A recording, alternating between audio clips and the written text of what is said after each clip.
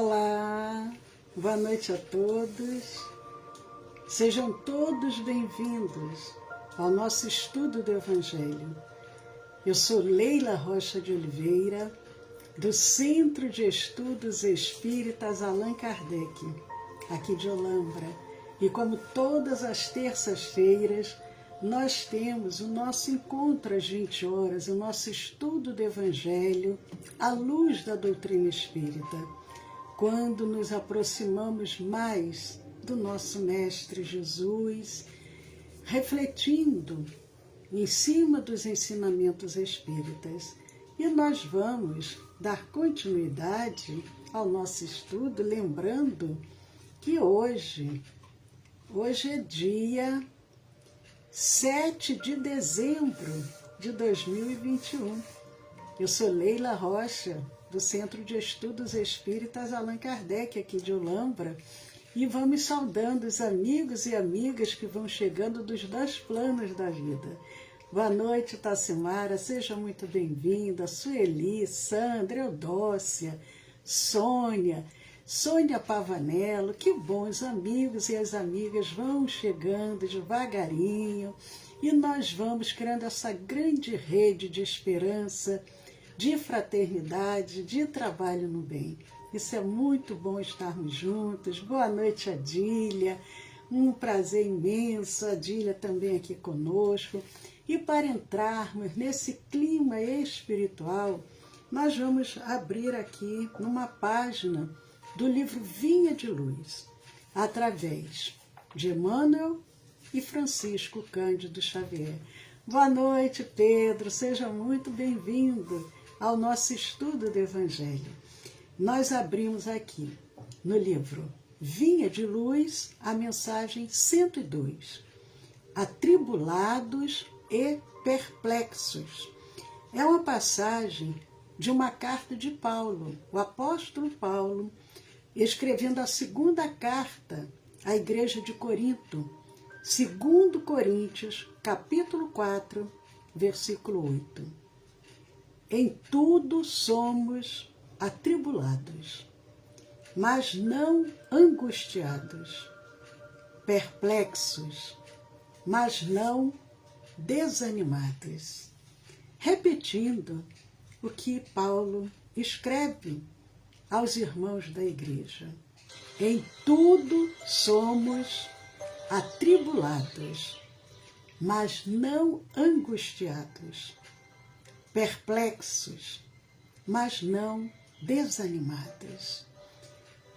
E Emmanuel nos diz, desde os primeiros tempos do Evangelho, os leais seguidores de Jesus conhecem tribulações e perplexidades por permanecerem na fé. Quando se reuniam em Jerusalém, recordando o Mestre, nos serviços do reino divino, conheceram a lapidação, a tortura, o exílio e o confisco dos bens. Quando instituíram os trabalhos apostólicos de Roma, ensinando a verdade e o amor fraterno, foram confiados aos leões do circo, aos espetáculos sangrentos e aos postes de martírio. Desde então, experimentam dolorosas surpresas em todas as partes do mundo. Mas todos os discípulos fiéis sabem, com Paulo de Tarso, que em tudo serão atribulados e perplexos. Todavia, jamais se entregarão à angústia e ao desânimo. Sabem que o Mestre Divino foi o grande atribulado e aprenderam com ele que da perplexidade, da aflição, do martírio e da morte, transfere-se a alma para a ressurreição eterna. Vamos orar. Senhor Jesus, emissários do bem, com gratidão pela oportunidade de estarmos reunidos em Teu nome, Senhor. Nós damos início a mais esse estudo do Evangelho. Te pedimos, Senhor Jesus. Toca, Senhor, toca os nossos corações com a Tua mensagem de amor, de esperança. Auxilia-nos, Senhor, na nossa caminhada. Sê conosco, Senhor, agora e sempre. Que assim seja, Senhor.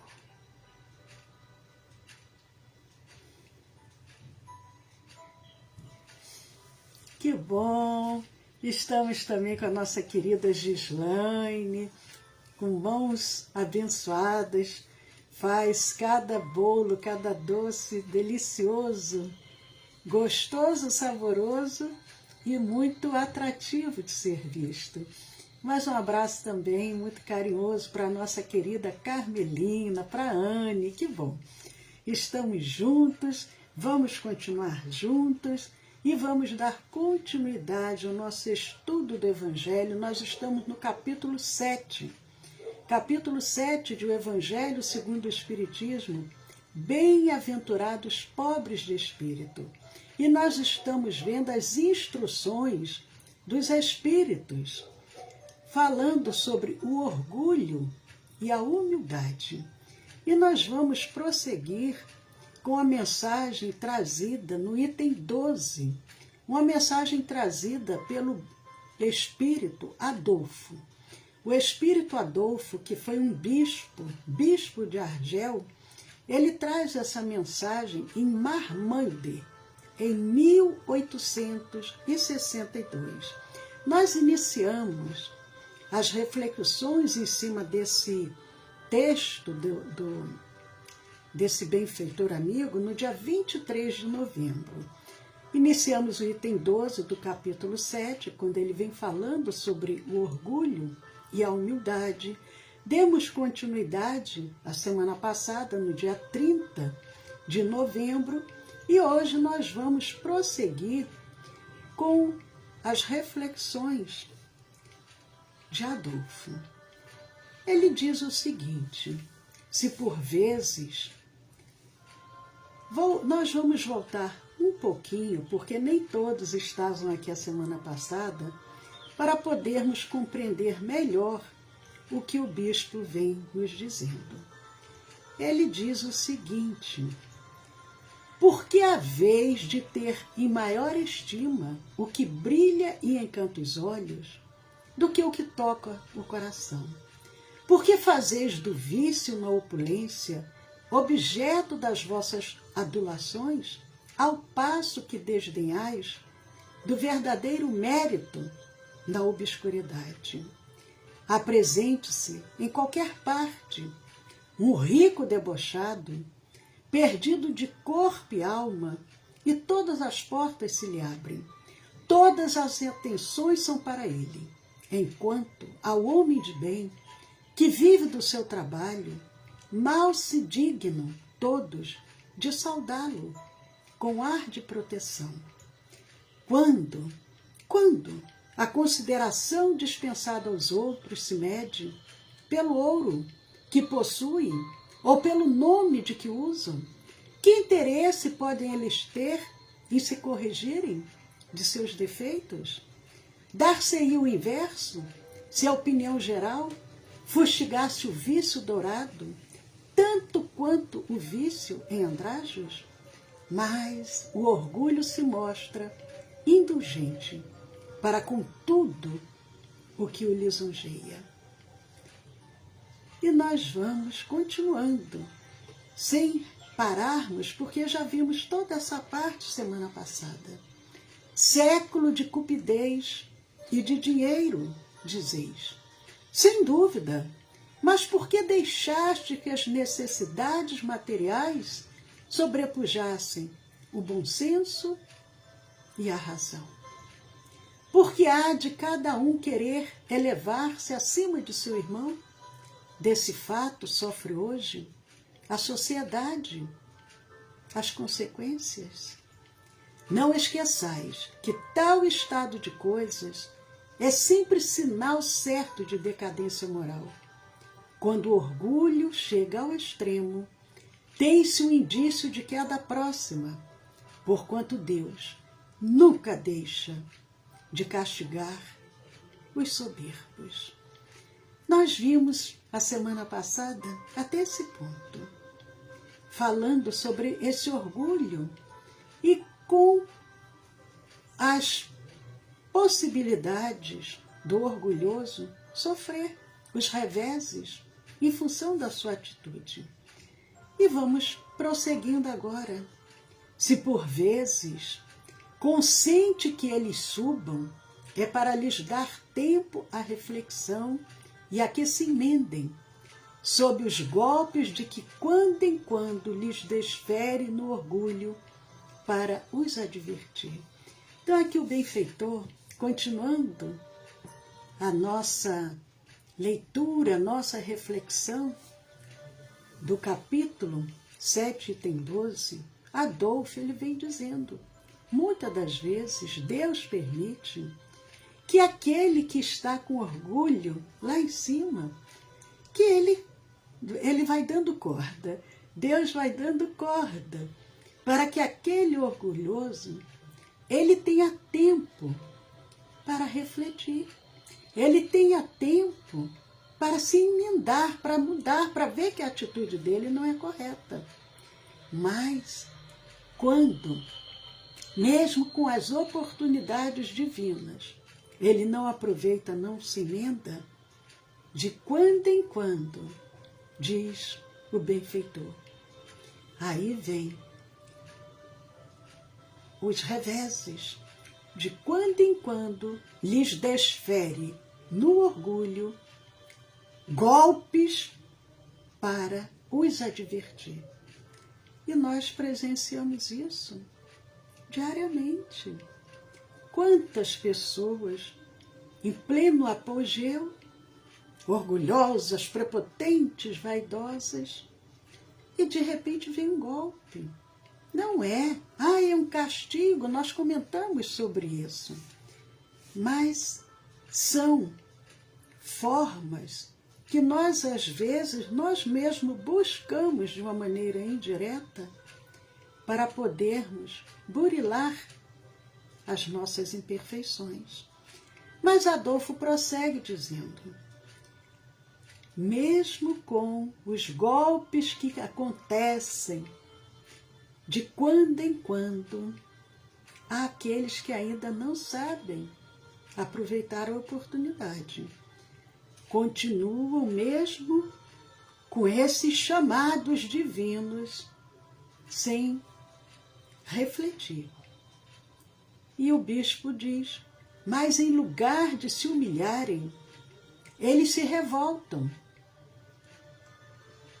Então, cheia a medida, chegou ao limite. Deus nos abate completamente. E tanto mais horrível lhes é a queda, quanto mais alto hajam subido. O benfeitor, utilizando-se logicamente de um médium, e não sabemos qual, porque Kardec fazia questão do anonimato, porque a importância era da mensagem, não era do médium que trazia a mensagem, o destaque do médium. Mas o benfeitor se utiliza do médium para trazer uma mensagem forte, uma mensagem para despertar, para acordar, porque, em geral, nós, a humanidade, vivemos dormindo, vivemos num sono. E é uma mensagem, não é aquele tipo de mensagem que vai nos colocando no colo e ninando. Não, ele mostra a realidade. E ele, como um homem religioso da igreja, quando desencarnou, trazia ainda toda aquelas lembranças da sua última reencarnação como um bispo. Então ele fala de um Deus que vai punir, que vai castigar. que vai abater. Não é que Deus seja aquele que nós conhecemos lá no Antigo Testamento, o Senhor dos Exércitos, um Deus punitivo, vingador. Não.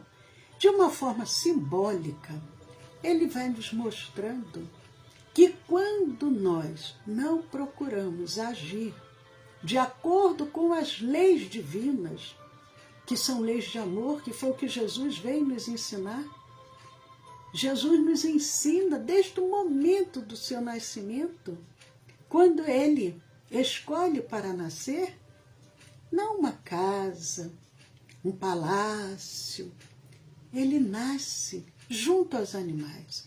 Ele é colocado numa manjedoura, naquelas palhas, por sua mãezinha. Nasce de uma forma mais simples, mais humilde, justamente para nos dar o exemplo. E o benfeitor, ele vai nos alertando, dizendo quantos, mesmo quando vêm os reveses, eles ainda se mantêm arrogantes. Ao invés de pararem para refletir, eles se revoltam contra Deus, achando que Deus não vê que ele é um filho especial, que ele é um filho que merece ser cuidado de uma forma diferente. Mas será que Deus não está, de uma forma simbólica, logicamente, mas Deus não está com seus braços abertos para nós? Não está ali pronto 24 horas por dia para cada um de seus filhos? E nós, ainda pelo nosso proceder, é que nos afastamos dele? Mas Adolfo diz, esses que se revoltam, chega um momento que aquele chamado foi pouco, vem um chamado maior ainda, para ver se ele se desperta. Mas nós, a humanidade terrena, porque felizmente o universo é imenso, tem bilhões de planetas, bilhões de galáxias, mas sabemos que existem planetas onde já há a felicidade, aonde aqueles que ali habitam já não passam mais por nenhuma situação dessa, porque já não tem mais a vaidade, o orgulho, a maldade, a arrogância. Mas aqui, nós, em geral, trazemos ainda muito presente esse orgulho dentro de nós. E o que acontece com isso? Periodicamente, nós somos chamados, ou de uma forma ou de outra, naquilo que, em geral, nós mais valorizamos. Porque quando nós temos algo que nós valorizamos, se nós perdemos, nós vamos nos ressentir. Mas prossegue ele. Pobre raça humana, cujo egoísmo corrompeu todas as sendas. Toma novamente coragem, apesar de tudo. Em sua misericórdia infinita, Deus te envia poderoso remédio para os teus males, um inesperado socorro à tua miséria. E não é verdade? Vê que ao mesmo tempo que nós agora estamos passando por um momento assim de prova bem rigorosa, toda a humanidade, todos os países, mas Deus permitiu que irmãos, utilizando-se da sua inteligência, criassem vacinas, criassem aparelhagens para poder propiciar aqueles que necessitam de um socorro mais eficiente, possa se utilizar de aparelhos que vão auxiliá-lo na sua respiração. as medicações para aliviar as dores. Tudo isso são providências divinas, porque é criação humana, mas por trás está a mão de Deus, permitindo que nós, apesar de estarmos passando por provas, mas que possamos ter a esperança, ter o alívio das nossas dores. Prossegue, abre os olhos à luz. É um convite, abre os olhos à luz. Aqui estão as almas dos que já não vivem na terra e que te vêm chamar ao cumprimento dos deveres reais. Jesus, mais de 2000 anos, quantos ensinamentos. Mas nós somos lentos, nós demoramos. Quantos emissários vieram antes de Jesus? Quantos? Porque Jesus é o nosso governador espiritual. Recebeu diretamente de Deus a incumbência de cuidar do planeta Terra. E ele, logicamente, eu imagino que deve ser assim uma legião de trabalhadores, um número incalculável, para pegar aquela bola de fogo e transformá-la, e transformando até o que é hoje. E Jesus, antes de vir à Terra pessoalmente, ele enviou muitos missionários, muitos, para ir abrindo os nossos olhos. Quantos perderam a própria vida pela ignorância dos próprios irmãos? Depois vem Jesus, pessoalmente, há 2000 anos. Mas nós ainda somos lentos, ainda temos um caminho imenso a percorrer. Uma trajetória muito longa ainda pela frente. Mas o bispo, ele diz, acordem, abram os seus olhos. Nós estamos aqui, nós estamos agora fazendo parte da codificação, estamos fazendo parte de uma doutrina nova para poder trazer essas revelações para vocês.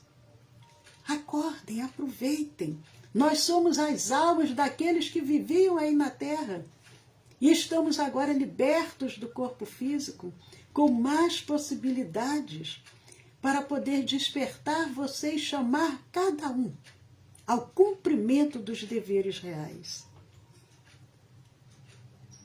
E ele nos diz, eles te dirão, os espíritos te dirão, com a autoridade da experiência, que eles vivenciaram aqui como encarnados e agora eles estão vivenciando a verdadeira vida, que é a vida do mundo espiritual.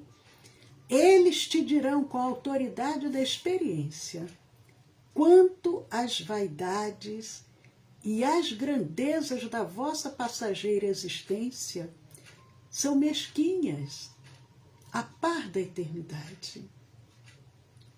Eu sempre digo isso, vocês estão cansados, quem nos acompanha já ouviu eu falar várias vezes. Porque uma existência é menos que um segundo diante da eternidade. E nós temos que aproveitar ao máximo esse menos que um segundo. Mas nós nos preocupamos muito mais com o lado material do que com o lado espiritual. Esquecemos, em geral, que somos espíritos, que o objetivo de estarmos aqui reencarnados é para a evolução do espírito, porque a matéria se decompõe, a matéria é passageira. Tudo bem que o nosso corpo físico também ainda está num processo de evolução, ainda não está completamente formado. Os primeiros hominídeos teve um avanço grande ao longo dos milênios até chegar ao que somos hoje, mas ainda temos mais para evoluir, fisicamente falando, materialmente falando. Mas o que vale realmente é o espírito. É o que ele coloca. Os espíritos vão orientar vocês, alertar quanto às vaidades e às grandezas da vossa passageira existência, que são mesquinhas, a par da eternidade. Porque o que é eterno, o que é imortal, é o espírito. Dir-te-ão que lá o maior é aquele que haja sido o mais humilde entre os pequenos deste mundo. Os mensageiros do Cristo nos orientam. Olhe, na verdadeira vida, que é a vida espiritual, aquele que se sobressai não é o que tem os títulos acadêmicos, as posses materiais, os títulos de nobreza, tudo isso é muito válido e muito respeitável. Mas o que vale no mundo espiritual, o maior é o que haja sido o mais humilde. Que aquele que mais amou os seus irmãos será também o mais amado no céu. Que os poderosos da terra, se abusaram de sua autoridade, ver-se-ão reduzidos a obedecer aos seus servos. E nós já comentamos sobre isso. Reis, rainhas que chegam do outro lado, meu Deus, eu aqui sou pior do que um mendigo. E ele vai encerrando o bispo, dizendo que se esses poderosos da terra se abusaram da sua autoridade, eles vão se ver numa situação de muito constrangimento. Se abusaram, porque também já falamos isso. Quando Jesus coloca lá no Evangelho dizendo que é mais fácil um camelo passar por um buraco de uma agulha do que um rico entrar no reino dos céus, é de uma forma figurada, porque não quer dizer, porque a pessoa rica, ela vai padecer quando desencarnar. Não, vai depender de como é a sua forma de agir com a sua riqueza em benefício dos demais enquanto está aqui. E é o que o Adolfo aqui diz. Os poderosos da terra se abusaram da sua autoridade, porque não é por ser poderoso que ele vai se sentir diminuído. Ao contrário, se ele tiver aproveitado a oportunidade, ele vai aproveitar o seu poder para ajudar, às vezes, não um, nem dois, nem 10, nem 100, mas ele pode ajudar milhares de pessoas. E ele vai ser muito bem recebido. Mas ele encerra dizendo que, finalmente, a humildade e a caridade, irmãs, que andam sempre de mão dadas, são os meios mais eficazes de se obter graça diante do Eterno. Então, amigos, neste mês de dezembro, que falamos ontem sobre isso, é um mês especial, porque é um mês que a gente se sente, nós cristãos, e mesmo aqueles que não são cristãos, mas se sentem mais tocados no mês de dezembro. E nós já começamos esse processo de querermos fazer algo de diferente quando nós conseguirmos unir a humildade e a caridade. Quando nós unirmos as duas, nós vamos conseguir os meios mais eficazes para nos aproximarmos mais de Deus. Porque ele diz assim, são os meios mais eficazes de se obter graça diante do Eterno. Então, quando estivermos unidos, a humildade e a caridade, estaremos mais próximos ao divino. amigos queridos, encerramos o capítulo 7, item 12, essa mensagem que veio através de Adolfo, bispo de Argel, Marmande, 1862, que serviu para nossa preparação espiritual para a reunião que virá logo a seguir.